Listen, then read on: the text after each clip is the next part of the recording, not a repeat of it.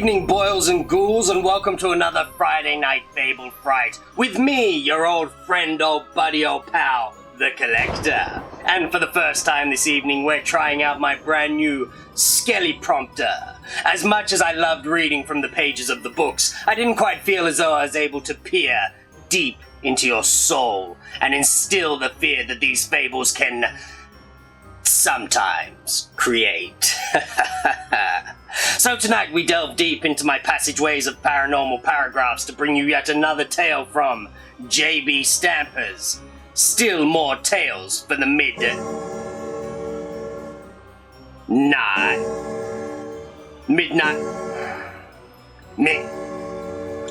of the night. Published in 1989, Still More Tales for the Mid is the fourth book written in this series, and tonight's little fable fright is called Cemetery Road. Shall we begin? Susan looked up at the sign on the corner of her new street, Cemetery Road. At the end of the block she could see the cemetery, row after row of tombstones behind a high iron gate. Susan knew the view well by now. It was the same view she had from her bedroom window. Luxury. Just a month ago she lived in a pretty house with a view of a park. Then her father had been transferred to this city, and the only house they could afford was on Cemetery Road. Susan's friends had laughed when she gave them her new address. They thought she was joking. "Hey, aren't you the new girl?" a voice called out from behind her.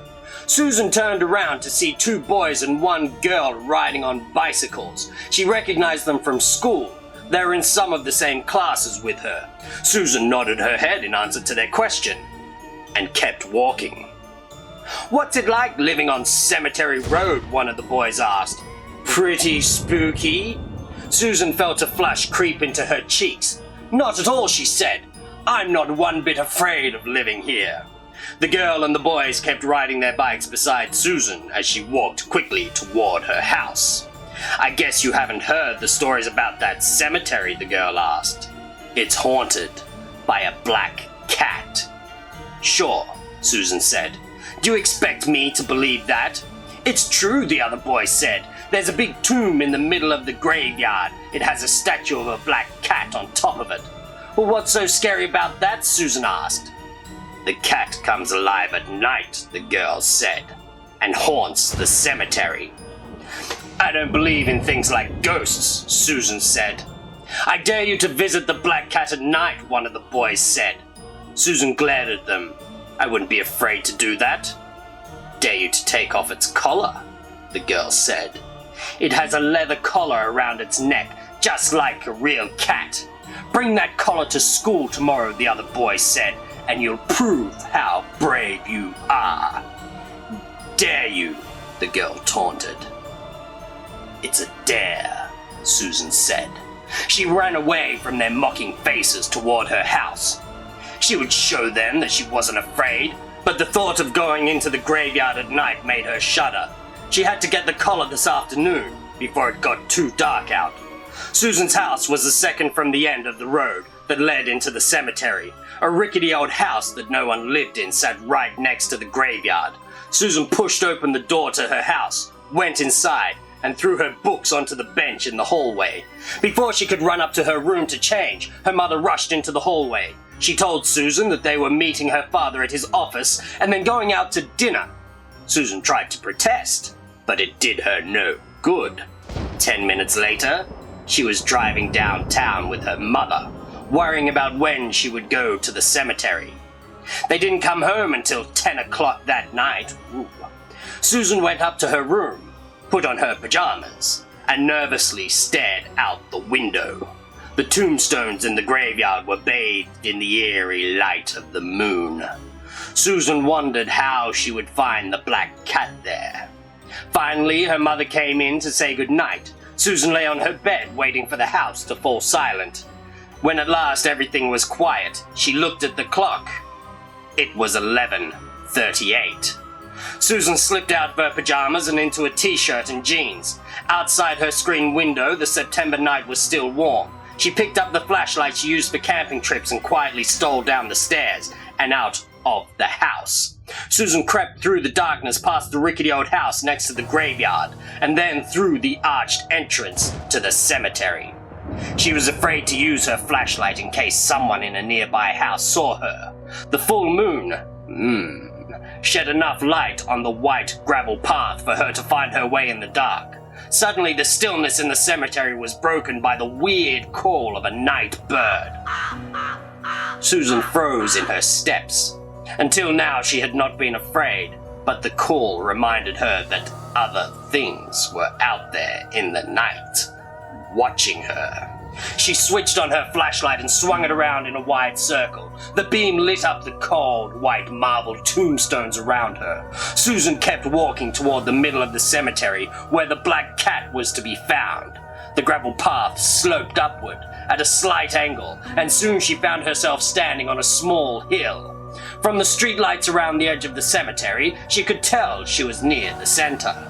Susan shone the beam of the flashlight onto the nearby tombstones. The face of an angel stared back out of the darkness, making her catch her breath in fear. Then she saw it. The black cat was like a dark shadow in the night, crouching on top of a huge white marble tomb. Susan made her way on trembling legs over to the statue. The night bird shrieked again, sending a chill through her body. She stood underneath the cat and shone her light on it. The animal was made of smooth black marble except for its eyes, which were of shining green stones. And around its neck, just as the girl had said, was a leather collar. Susan climbed onto a step of the white base and read the inscription etched into the marble. "Disturb not the dead." Good advice. For a second, she wanted to turn and run away as fast as she could from the tomb and its warning, but there, only inches from her hand, was the collar she had come to get. She set down her flashlight beside the cat and reached both hands around its marble neck to unfasten the collar. She whispered grateful thanks as its buckle came easily undone. But at that very moment, the bell on a nearby church began to strike the midnight hour. It frightened Susan so that she almost dropped the collar. On the fourth stroke of the bell, Susan picked up her flashlight and shone it into the cat's face. To her horror, the green eyes gleamed back to her like a real cat's. On the eighth stroke of the bell, Susan climbed down from the tombstone and heard a wicked hiss from the statue. On the 12th stroke of the bell,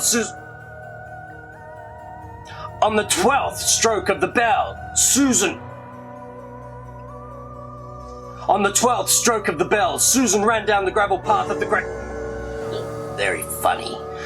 Susan ran down the gravel path of the graveyard, her heart in her throat and her mind in a frenzy of fear. The light from the flashlight wavered on the path in front of her as Susan ran away from the black cat. She tried to tell herself that she had imagined the cat's hiss, but then, from behind her, she heard the soft thud of animal paws on the gravel path, and a long, angry hiss sounded through the night air. Susan turned around and saw what she feared. Two big green eyes were following her in the darkness. Finally, Susan reached the entrance to the cemetery. She could see her house ahead. It was only yards away now. She ran faster and faster until she reached the front door. With trembling hands, she twisted open the knob and ran inside. She shut the door behind her, double-locked it, and then ran up the stairs, panting with fear. She slipped into her bedroom and shut the door.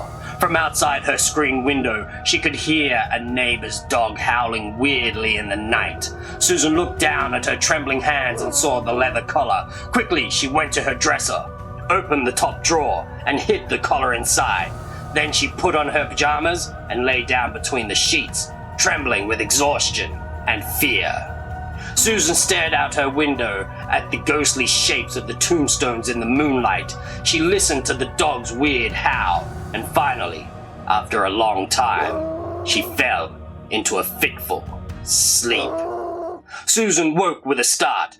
She had been having a terrible nightmare. In the dream, a black cat had been sitting on her chest, hissing down at her. Susan opened her eyes and stared into the darkness of her room. Then she remembered the collar.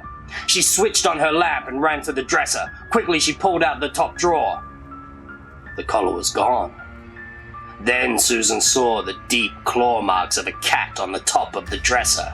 She whirled around and saw the big ragged hole torn in her window screen. And there, on the windowsill, outside, she saw the black cat staring back at her with glowing green eyes.